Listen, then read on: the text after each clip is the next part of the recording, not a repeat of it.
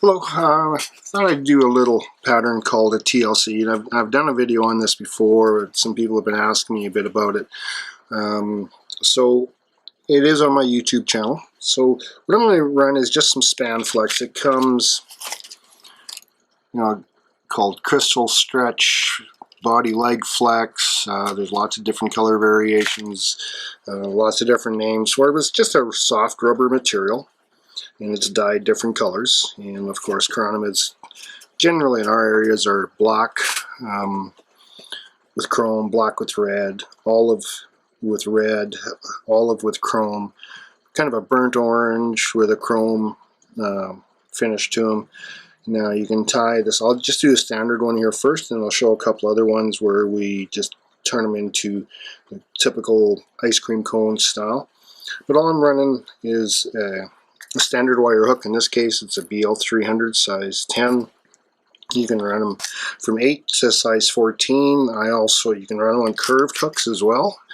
And what I like to do is adjust my weight of my chironomids with the hook shank either being a 2x strong, 1x strong, or a standard wire, as opposed to putting on a tungsten bead or a brass bead. I mean, you can all do that, but I prefer using hook gauge for weight, so that I can manipulate my flies when it's out on a cast with very, very subtle movement, ascending and descending, where I find beads myself just have a sink rate that's really uncontrollable, and it drops too fast. And as we fish down through the water columns, I just find this is a better system. So anyways, we'll just start with some span flex.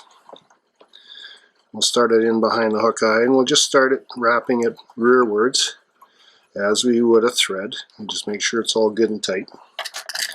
I'll trim off the tag end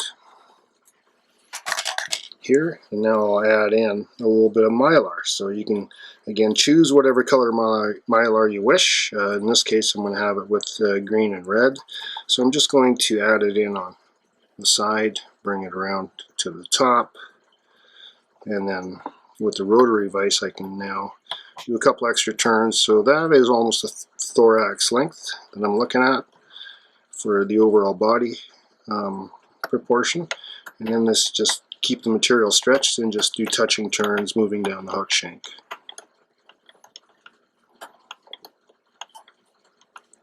So once I'm at this position, now I can pull the mylar back, rearward over the hook shank, take a full turn at the back, and now do open turns moving forward.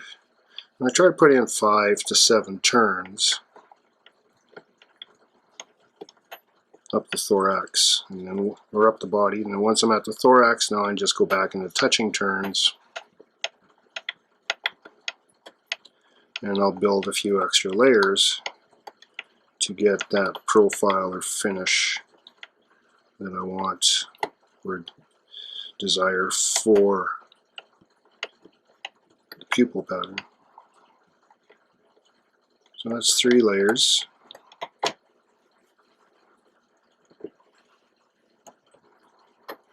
You can do this hand over hand if you like. That's 4th layer. And if you think that's too much, you can always back off or add it back on, just to get the proportion that you want between the thorax and the abdomen. I find generally the thorax is about 4 times the thickness overall and the abdomen thickness. So we just finish off with a couple of half hitches. You can run a whip finish, knot there if you like, with a whip finishing tool. And I stretch out the material a bit before I cut it. Not too much, because you don't want it to jump loose. And then I'll reset the hook and the vise so that when I add my head cement, it's diluted 20% with acetone, so it's fairly thin. And just apply a thin coat.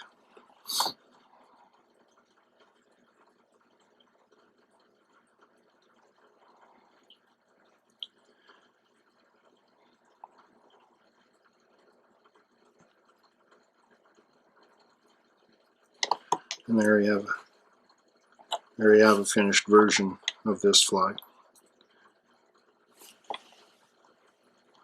So you can let that dry. If you wish, you can put in a second coat. And that's the real basics of this pattern. So now I'll mount another one up, and I'll just add in a couple other little things that I find can make a difference. We'll just do this one, mount it again in the same fashion, and I'll use the same span flex, again an olive,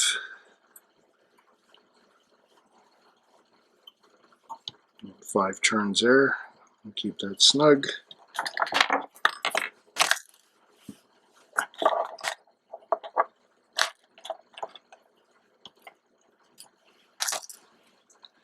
And again, we'll add a little bit of, I'll use just a regular silver tinsel this time instead of the green, just to be different.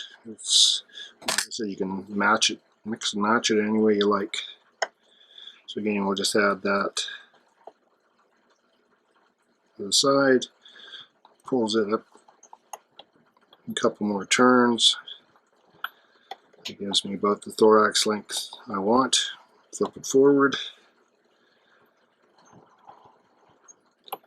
Keep the material tight and stretched so it stays thin.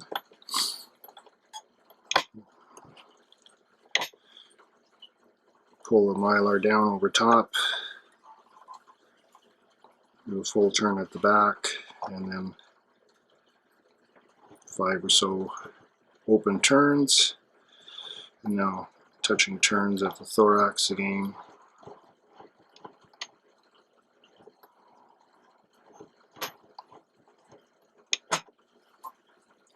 And then 2 half hitches.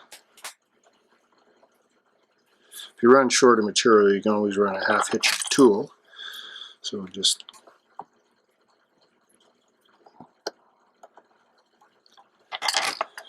let that go. And again, cut front and back, remove the material, and now we can add on some head cement again to just give it a thin coat. Some people like to use a UV resin, and you can certainly do that. I would advise, if you do, you run something that has a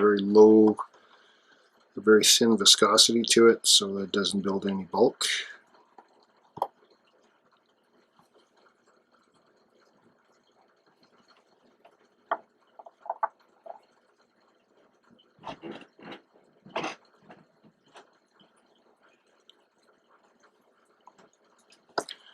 And there we have a finished one with green and silver. So we'll do one more. We'll do an ice cream cone fashion, which is pretty popular for our region.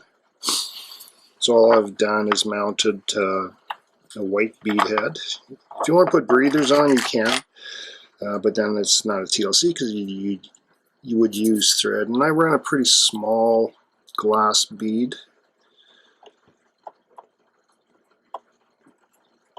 So on this one, we'll just do in black. And again, you can mix the colors of both the mylar and the Spanflex to get the desired effect you want. So we'll just cut off a small piece of black Spanflex. Wax it.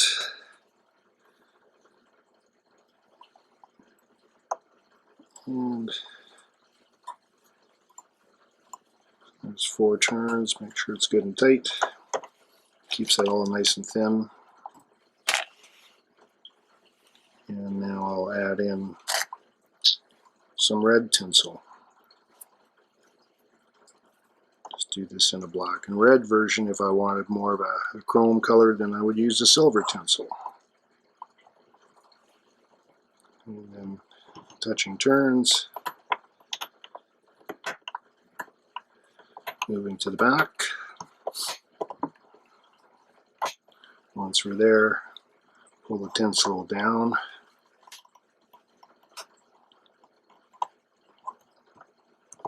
And then we'll run open turns, palm ring turns moving forward. And then once we're near the front, we can just build a small layer. Again, half hitch behind the bead. Once,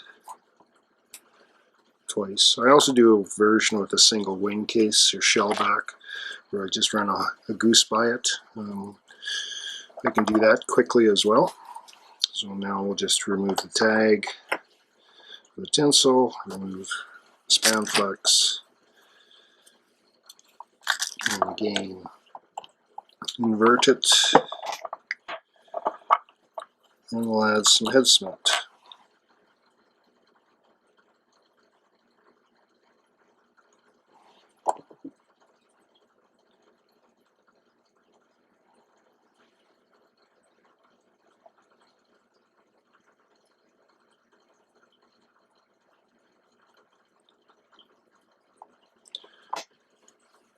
And now you have a black and red version. So I'll do one more, but I'll add a wing bed on it.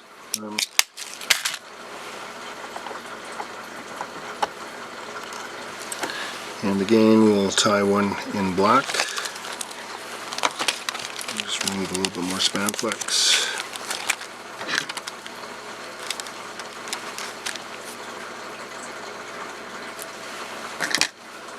And we'll start it behind the hook. Hook eye again, just like we did all the other ones.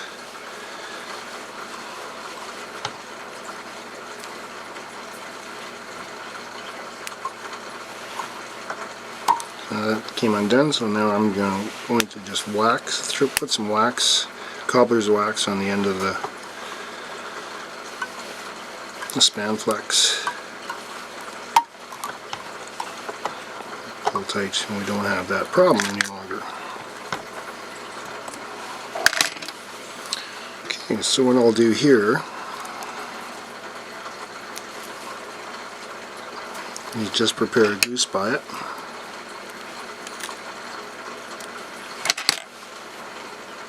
And I will add, oh pardon me, sorry, and we'll add in the tinsel first.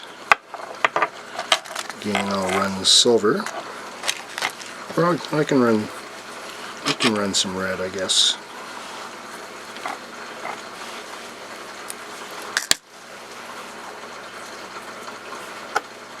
We have the red in.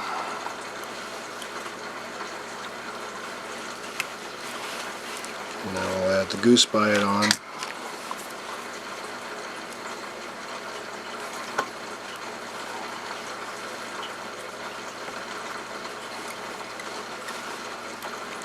We'll flip both of these forward, make sure that goose bite stays centered on top. And now we'll just have the material stretched, run touching turns.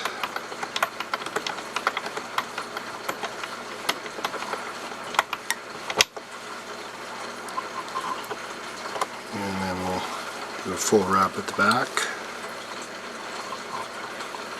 And palm ring turns moving forward. And jump ahead of the goose bite.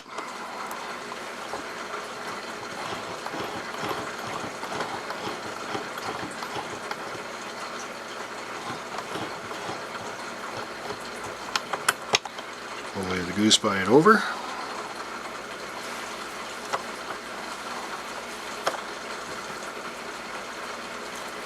And we'll just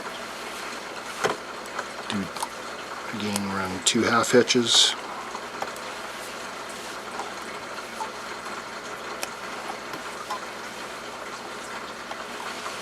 Snug it up. We'll trim away the butt section, or the mylar on the butt. Snip away span flex, and then snip away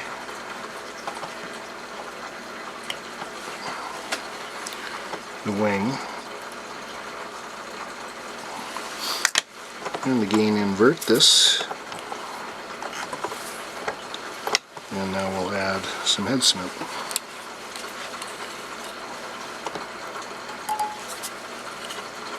If you find little frays of the Spanflex, just tear them away, remove them.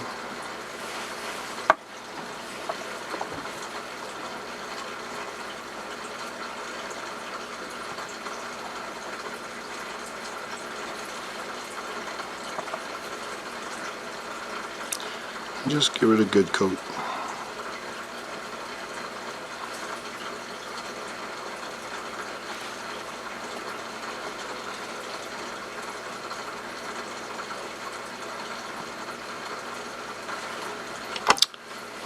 And there you have